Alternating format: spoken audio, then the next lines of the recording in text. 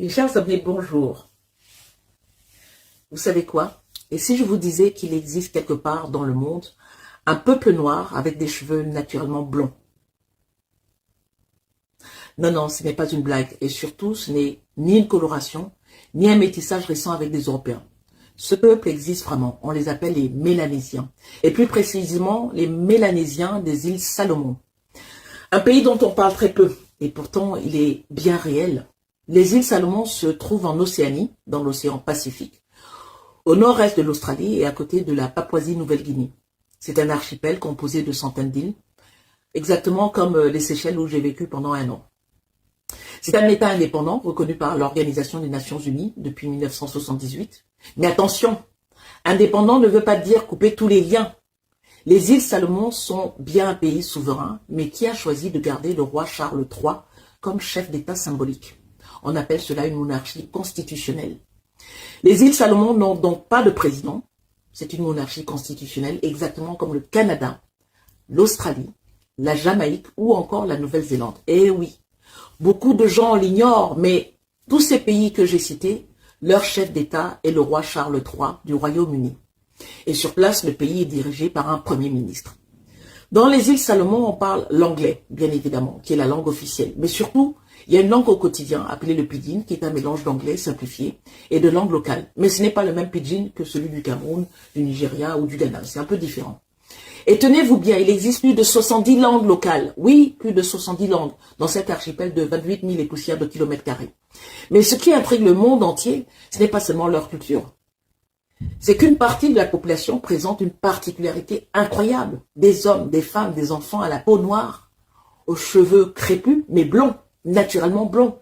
Et ce phénomène touche environ 5 à 10% de la population. C'est tout simplement la plus forte concentration de blonds naturels hors Europe. Alors, forcément, la question se pose, comment est-ce possible? Les scientifiques se sont penchés sur le sujet et ils ont découvert quelque chose de fascinant.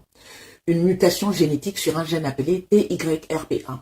Alors, pour expliquer simplement, le gène TYRP1, c'est comme un petit programme dans notre corps qui participe à la fabrication de la couleur de nos cheveux et de notre peau. Il agit sur ce qu'on appelle la mélanine, la substance qui donne les couleurs. Et chez certains mélanésiens, ce gène a une version différente, un réglage différent.